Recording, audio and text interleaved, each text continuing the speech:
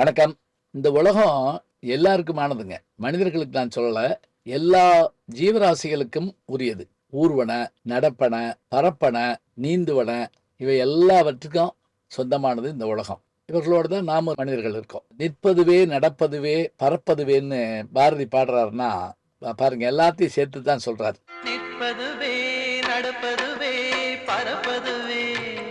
இந்த எல்லா வகையான உயிரினங்கள்லயும் பறக்கக்கூடிய பறவைகளை பார்க்குறப்ப மனம் அப்படியே ஒரு உற்சாகத்துல துள்ளுங்க. ஓ புள்ளினங்கால் நல்லா சொன்னா, பறவையை கண்டான் விமானம் படைத்தான். அப்படிதான் நம்ம பாட்டுல பார்க்கிறோம். பறவையை கண்டான் விமானம் படைத்தான்.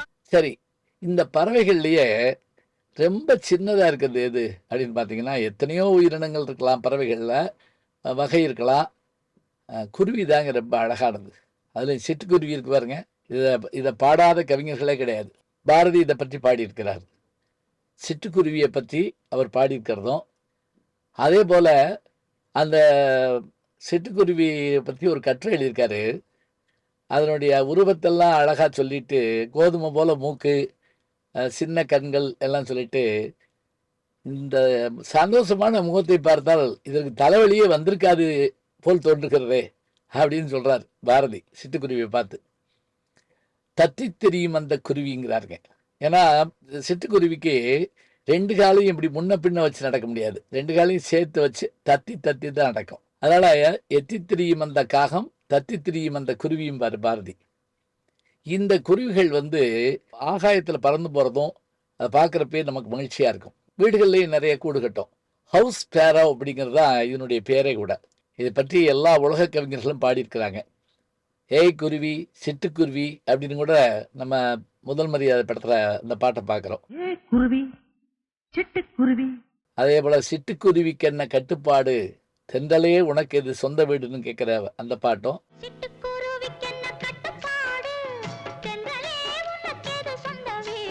சிட்டுக்குருவி சிட்டுக்குருவி சேதி தெரியுமா, என்னை விட்டு பிரிந்து போன கணவன் வீடு திரும்பலன்னு. இவ்வளவுலாம் நான் சொல்றேன்ல. இந்த சிட்டுக்குருவியோட ஒரு போர் புரிஞ்சிருக்காங்க ஒரு குரூப். யாரு யாரு நம்ம சீனர்கள் தான்.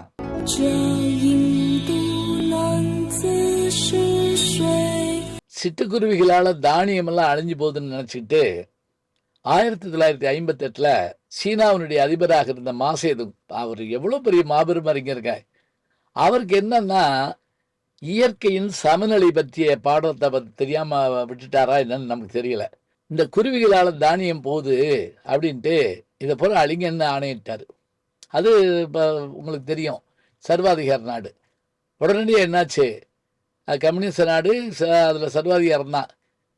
எல்லா மக்களும் சேர்ந்து விடாமல் சத்தங்களை எழுப்பி குருவியை கீழே இறங்க விடாமல் பண்ணி எல்லா குருவியும் செத்து போச்சு. கோடிக்கணக்கான குருவிகள் இறந்து போச்சு. என்ன நஷ்டம் தெரியுமா? என்ன நஷ்டம்னா, இது உணவாக சாப்பிடக்கூடிய வெட்டுக்கிளிகள், புழுக்கள் போன்றவை பெருக ஆரம்பிச்சிருச்சுங்க. பைபிள்ல ஒரு வாக்கியமே இருக்கான், வெட்டுக்கிளிகளால் உலகம் அழியும் அப்படின்னு ஒரு வாக்கியம் இருக்கான். கோடிக்கணக்கான வெட்டுக்கிளிகள் வந்தா அது பயிர்களை பூரா அப்படியே மொட்டை அடிச்சுட்டு போயிருங்க. இது ஒரு படத்துல கூட காட்டுவாங்க.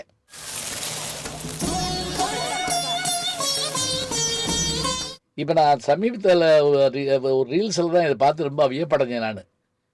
எப்படி சொல்றாங்க, இந்த வெட்டுக்கிளிகள் பெருகி எல்லா உணவையும் தின்னதுனால லட்சக்கணக்கில் மனிதர்கள் செத்து போனாங்க. பஞ்சம் ஏற்பட்டு பாருங்க.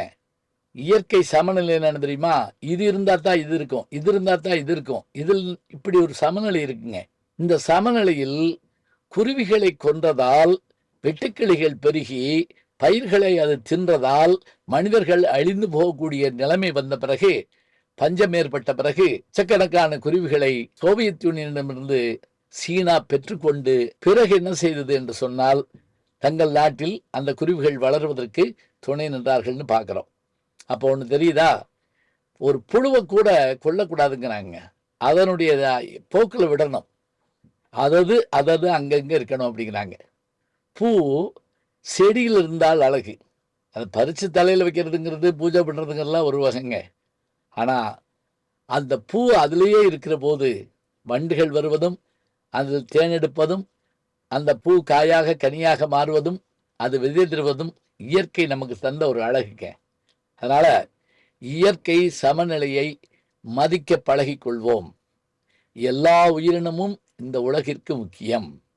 எல்லா உயிரினங்களையும் மதிப்போம், காப்போம். இங்க மனுஷங்க உயிரோட இருக்கணும்னா இந்த பறவைகளும் இங்க உயிரோட இருக்கணும். நல்ல செய்திகளை நாளும் சிந்திப்போம். நாளை சந்திப்போம். வணக்கம். ஜி ஞானசம்பந்தன் யூடியூப் சேனல் பாருங்க. உங்களை தேடியே உங்க வீட்டுக்கு வருது. கேட்காம ஒரு விஷயம் உங்களை தேடி வருது பாருங்க. அதை பிடிச்சி வச்சுக்கோங்க. நம்முடைய ஜி ஞானசம்பந்தன் யூடியூப் சேனலை தொடர்ந்து எக்ஸலம், இன்ஸ்டாகிராம், ஃபேஸ்புக், வாட்ஸ்அப் என்று அனைத்து தளங்களிலும் நாம் இயங்கிக் கொண்டிருக்கின்றோம். நீங்களும் எங்களோடு வாருங்கள்.